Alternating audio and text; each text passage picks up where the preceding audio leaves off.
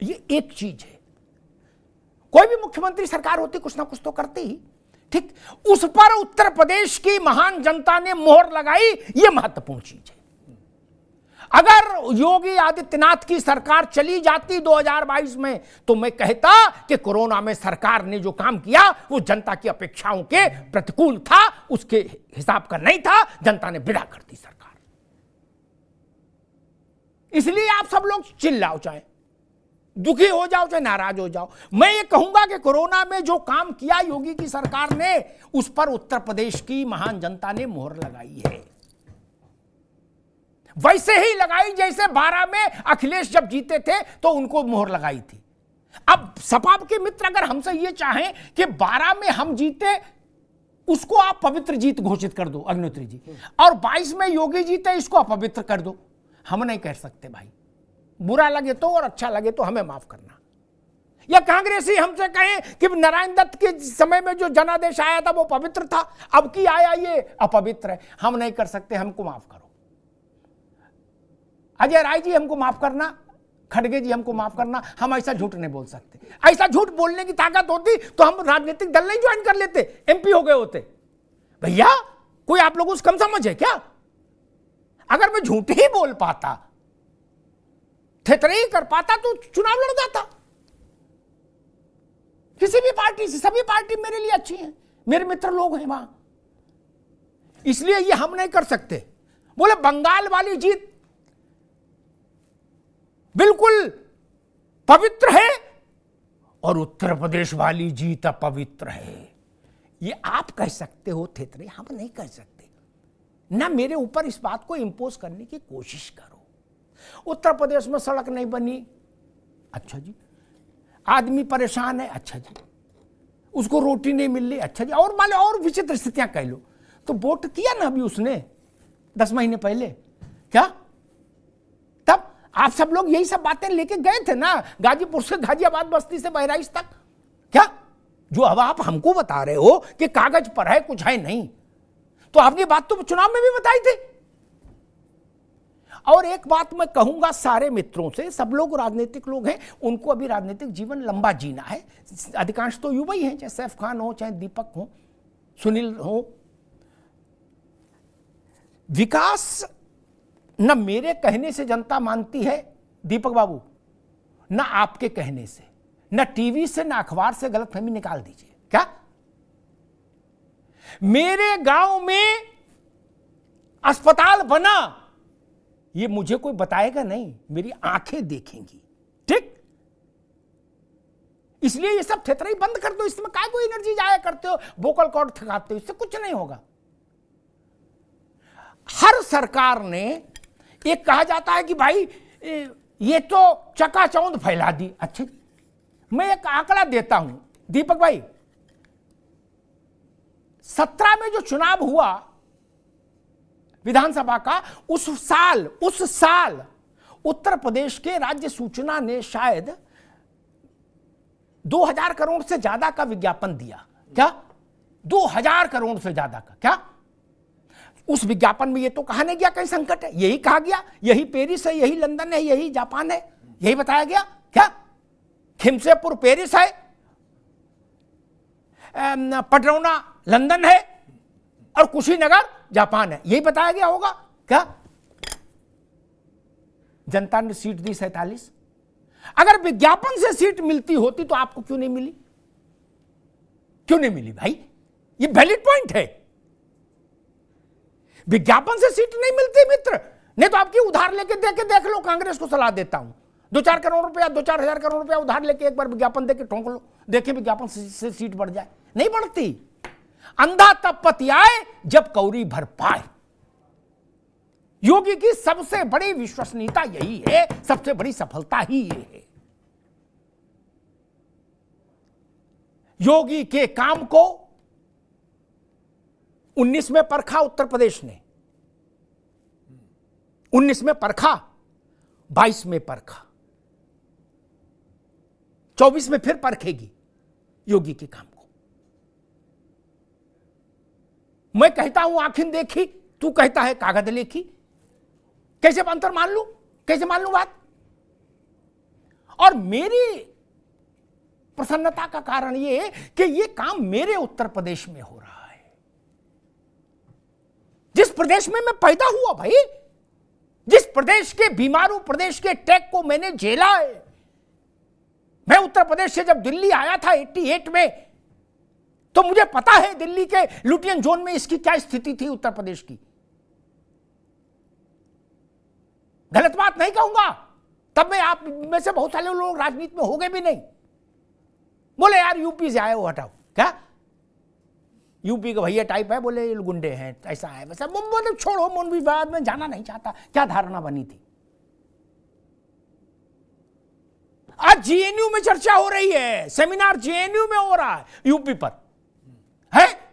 पहले संस्कृत पाठशाला वाले भी करने को तैयार नहीं थे, जेएनयू वाले तो दूसरे हवा में रहते थे, वो कहते यू नो बडी है यूपीआईट, और हमसे भी ज्यादा बुरी स्थिति में बिहार वाले थे बेचारे। क्या सैफ खान कसम तो सच बता रहा हूं, क्या मैं जिस इंस्टीट्यूट में पढ़ा ना, वो भारत का सबसे महत्वपूर्ण इंस्टीट्यूट है, Indian institute of mass communication. उस वक्त उसकी एक ही ब्रांच थी, एक ही ऑफिस था दिल्ली, अब तो 3-4 और हो गए, तब एक ही था। देश भर से 28 बच्चे सेलेक्ट हुए थे, उसमें मैं भी गलती से सेलेक्ट हुआ था। क्या 16 और देशों के बच्चे भी वहां पढ़ते थे। क्या वहां मैंने यूपी के ब्रांड वैल्यू देखी है, मैंने वो तिरस्कार झेला है, आपने नहीं झेला। इसलिए हमको किसी राजनीति वाले से थोड़े सर्टिफिकेट लेना है यार। अभी मुझे परसों बताया गया कि जेएनयू में सेमिनार हुई, मेरा इंस्टीट्यूट जेएनयू से पास में ही था, उसी रोड पर था। क्या मैंने कहा जेएनयू में यूपी पर सेमिनार? बोली यस। मैंने अब आया ऊंट पहाड़ के नीचे। क्या ये क्या प्रसन्नता का विषय नहीं होना चाहिए? जो लोग यूपी के हैं, किसी पार्टी के हों, अभी तो चुनाव नहीं हो रहा, चुनाव में जो मन हो सो कहो, कहीं तो सच स्वीकार करो यार। कानून व्यवस्था सुधरी तो विकास का पहिया घूमा है। बुलडोजर बाबा का एक मॉडल होता, उस मॉडल को विकास के मॉडल की प्रस्तावना बना देना, भूमिका बना देना, यह काम योगी ने करके दिखाया। इसमें क्या समस्या है मानने में भाई? इस कोरोना में मेरी बात से सब लोग सहमत होंगे, सबने देखा, मैंने अकेले नहीं देखा वो काल। कोरोना में जब सब कुछ बंद था, कुछ भी नहीं चल रहा था, मंदिर भी बंद था, मजार भी बंद थी, दरगाह भी बंद थी, गुरुद्वारा चर्च सब बंद था, उस वक्त लोग जिंदा कैसे रहे? छोटी बात है क्या? दुनिया के तमाम विकसित देश वो नहीं कर पाए मित्र। इतना भी अपने देश के प्रति गलत धारणा मत रखो। इसको तो सही मानते हो कि बालकनी में गोभी उगा के करोड़ों रुपया कमा लिए, कह रहे ये तो सच बोले थे। अब बोले लोग जिंदा बचे, कैसे बचे? बोले अरे कुछ नहीं, फर्जी बातें हैं भाजपाइयों की। अच्छा जी, 80 करोड़ लोगों को भोजन कैसे मिला? कोई गतिविधि तो चल नहीं रही थी, कहां से मिला? छोटी बात है, 15 करोड़ लोगों को उत्तर प्रदेश में मिला। और एक बात कहूंगा, मेरा मूल्यांकन बड़ा कड़ा होता है और कोशिश करता हूं उतना खराब ही हो कि उस पर कोई जनता आक्षेप नहीं करे। नेताओं के आक्षेप में जानता हूं, सब मेरे मित्र हैं, वो कहते हैं कि भाई साहब क्या करें, हमको भी हमें अपनी पार्टी की लाइन लेनी है। अब किसी दिन आप हमारी पार्टी की लाइन से अलग लाइन ले लेते हो तो हमें कुछ बोलना पड़ता, मैं उसका सम्मान करता हूं। लेकिन आप मुझे बताइए राघवेंद्र बाबू, हमने देखा दिल्ली की सरकार ने हाथ खड़े कर दिए, हजारों मजदूर, सुनील भाई, हजारों हजार मजदूर बच्चों को बक्से को लुटरी गठरी पटरी लेके पैदल आनंद विहार। क्या ये उत्तर प्रदेश था जिसने बाहें फैलाकर कहा कि हम अपने बच्चों को वापस लेते हैं, उनको सहेजा, संवारा, उनके भरण पोषण की जिम्मेदारी उठाई कि नहीं उठाई? आपकी बात से मान लेंगे लोग, इसीलिए वोट मिला योगी आदित्यनाथ को, आपके कहने से थोड़ी ना मिला भाई। जो आदमी दिल्ली से दिल्ली की सरकार ने जिसको बेसहारा और अनाथ करके सड़क पर छोड़ दिया था कि यहां से जाओ, उस आदमी को उत्तर प्रदेश ने जब रहने के लिए, खाने के लिए स्थान दिया, व्यवस्था दी, तो उसका उसके लिए योगी आदित्यनाथ एक दूसरा शख्सियत बन के उभरे। इससे आप इनकार कर सकते हैं क्या? ये तो सच है। जाइए इंटरनेट पर देख लीजिए क्या स्थिति थी उस वक्त। ये तरीका, इसलिए मैं कहता हूं कोई भी पार्टी का व्यक्ति हो, आज योगी आदित्यनाथ अगर सरकार का नेतृत्व कर रहे हैं, कोई भी फसल उगाए, माली कोई रहे, माली को श्रेय जाता है लेकिन कोई रहे, फल तो सबको सबके हैं। अगर एयरपोर्ट से कनेक्टिविटी छोटे छोटे जिलों की जुड़ रही है, क्या सबके लिए नहीं है? है। अगर एक्सप्रेसवे से बन रहे हैं, पूर्वांचल बना है, बुंदेलखंड बना है, डिफेंस कॉरिडोर बना है, इनसे क्या अर्थव्यवस्था नहीं घूमी? AK-56 अमेठी में बन रही है, दुनिया की सबसे अत्याधुनिक मशीन गन अमेठी में। सैफ खान जरूर गए होंगे अमेठी, उनके लिए तो वो पवित्र तीर्थ स्थल है। क्या जो स्थिति मुस्लिमों के लिए मक्का मदीना की, ईसाइयों के लिए वेटिकन की, सिखों के लिए गुरुद्वारा गोल्डन टेम्पल की, वही कांग्रेस के मित्रों के लिए स्थिति अमेठी और रायबरेली की। वो तो गए होंगे, देखा होगा वहां क्या था। वहां बन रही है ना। अब इसको तो नहीं कहते वो झूठ बोल रहे, जाके देखे आओ, आपकी ही मक्का मदीना थी। हमको याद है रविंद्र सिंह ने जब संजय गांधी को हराया था इस अमेठी में, क्यों हरा दिया था?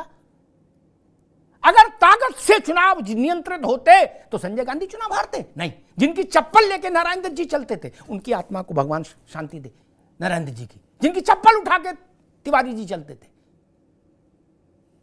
इसलिए मैं कहता हूं, मैं इस बात के पक्ष में हूं कि योगी आदित्यनाथ ने उत्तर प्रदेश का आर्थिक और सामाजिक दोनों तरह का पर्यावरण बदला है। यह बड़ी उपलब्धि है, यह गर्व करने लायक उपलब्धि है। हमारे बच्चे एक बेहतर भविष्य पाएं। सपा बसपा भाजपा कांग्रेस की लड़ाई तो चलती रहेगी, जिंदगी भर चुनाव लड़ना है, हारना है, जीतना है मित्र। लेकिन हम ये आप कहें कि इस बात के पक्ष में अग्निहोत्री जी खड़े हो जाओ कि अतीक का अपराधी लड़का जो एक उमेश पाल को सरे राह मार कर गया, उसके एनकाउंटर को आप ये घोषित करो यहां टीवी पर कि ये संविधान की हत्या है, मैं नहीं कर सकता। अच्छा लगे तो और बुरा लगे तो। मैं उस आदमी के साथ कैसे खड़ा हो जाऊं जो मुख्यमंत्री के हाथ में अपने कुत्ते का पांव दे दे मंच पर? ऐसा उत्तर प्रदेश चाहते हैं क्या? हम नहीं चाहते ऐसा उत्तर प्रदेश। ये लोग पूछते योगी ने क्या बदला, मैं कहता हूं यही बदला। हमारा उत्तर प्रदेश वो था कि अपराधी कुत्ता लेके मंच पर चढ़ जाए और मुख्यमंत्री के हाथ में अपने कुत्ते की टांग दे दे, कैसे मिलाओ, फोटो खिंचाओ। आदमी के साथ फोटो खिंचती तो देखी दीपक बाबू, कुत्ते के साथ भी फोटो खींचने लगी। क्या ये नहीं हुआ उत्तर प्रदेश में? अपराधी में भय होना चाहिए, दुष्ट दलन रघुनाथ कला की। यह योगी ने किया है, इसलिए मैं उस बात को स्वीकार करता हूं। और शांति नहीं होगी तो विकास नहीं होगा, हवाई बातें हो सकती हैं। ये विकास सिर्फ इसलिए हो पा रहा है। और एक आखिरी बात कह के बात समाप्त कर दूंगा। अयोध्या में जनवरी के दूसरे पखवाड़े में रामलला का मंदिर राष्ट्रार्पित हो जाएगा। आधार्मिक आस्था सर्वोच्च है, लेकिन एक बात विनम्रता से कहता हूं, अयोध्या का मंदिर, मेरी बात को सब लोगों को स्वीकार करना चाहिए हृदय से, अर्थशास्त्रियों को खासतौर पर। अयोध्या का मंदिर उत्तर प्रदेश ही नहीं, देश की अर्थव्यवस्था में एक साइजेबल कंट्रीब्यूशन देगा। लिख लीजिए मेरी बात, लिख लीजिए, साइजेबल कंट्रीब्यूशन देगा। मैं उसके विस्तार में अभी नहीं जाना चाहता, मेरे पास उसकी जानकारी है, प्रोजेक्शंस हैं। वो प्रोजेक्शन भाजपा कांग्रेस ने नहीं बनाए, वो दुनिया की टॉप यूनिवर्सिटीज ने बनाए हैं कि अयोध्या फाइनेंशियली क्या कंट्रीब्यूट करेगा। कैम्ब्रिज ने एक रिसर्च किया है, वो हमने नहीं किया ना, राघवेंद्र ने किया है, ठीक ना? मैं तो कभी गया भी नहीं कैम्ब्रिज। उन्होंने रिसर्च किया कि अयोध्या फाइनेंशियली क्या करे। रिलीजियसली छोड़ दीजिए, रिलीजियसली वो हमारे लिए मक्का होगा, मदीना होगा, जेरूसलम होगा, लेकिन फाइनेंशियली क्या करेगा? ये छोटी बात है क्या? पूरे पूरब के माथे से गरीबी और संघर्ष का एक बड़ा हिस्सा बाबा विश्वनाथ के कॉरिडोर ने साफ कर दिया। 8 करोड़ आदमी, सोच सकते हो आप? रिक्शे वाला भी बम बम बोल रहा है, कह रहा बाबा की बड़ी कृपा, जीवन बदल गया। जो रुद्राक्ष बेच रहा है उसका भी जीवन बदल गया, जो फूल बेचता है उसका भी जीवन बदल गया, और जो महादेव का वो लगाता है चंदन माथे पर, उसका भी जीवन बदल गया। कम से कम 500,000 लोग तो वृंदावन में, मथुरा में चंदन लगा रहे हैं, वो भी 500,000 रुपया शाम को कमा के जा रहे हैं। आप नौकरी दे सकते हैं सबको? नहीं। कोई सरकार दे सकती है? नहीं। तो अगर योगी ने ऐसा माहौल पैदा किया तो मैं उनके पक्ष में क्यों नहीं खड़ा हो जाऊं इस वक्त? मुझे तो चुनाव नहीं लड़ना। सच को स्वीकार कीजिए। एक शांति से रहने वाला प्रदेश, कानून के इकबाल को जहां स्वीकार किया जाता हो, ऐसा प्रदेश ही विकास के रास्ते बढ़ पाएगा। जितने प्रदेश विकास के रास्ते पर बढ़े, उन्होंने पहले शांति स्थापित की, तब विकास के रास्ते पर बढ़े। महाराष्ट्र में जब ये अंडरवर्ल्ड का साम्राज्य टूटा, तब तरक्की का रास्ता खोला। जब तक वहां दाऊद थे, मुस्तकीम थे, हाजी मस्तान थे, तब तक मुंबई की क्या स्थिति थी हमको भी पता है, आपको भी पता है। अपराधियों के रहते विकास नहीं हो सकता। विकास का सारा फल अपराधी खा जाते हैं, गरीब के पास कुछ नहीं पहुंचता, उसकी पतीली खाली रहती है, उसकी पतीली भरी है। इसलिए मैं कहता हूं इस नई सुबह का उत्तर प्रदेश में स्वागत करना चाहिए बड़े मन से। चुनाव आए फिर कहिएगा जो कहना है, लेकिन कभी अपने प्रदेश के लिए सोचिए कि हम इसके नागरिक हैं, हम इसकी संतान हैं इस भूमि की। तो हमारा भी कर्ज है कि हम अपने आने वाली पीढ़ी को बेहतर उत्तर प्रदेश दे सकें।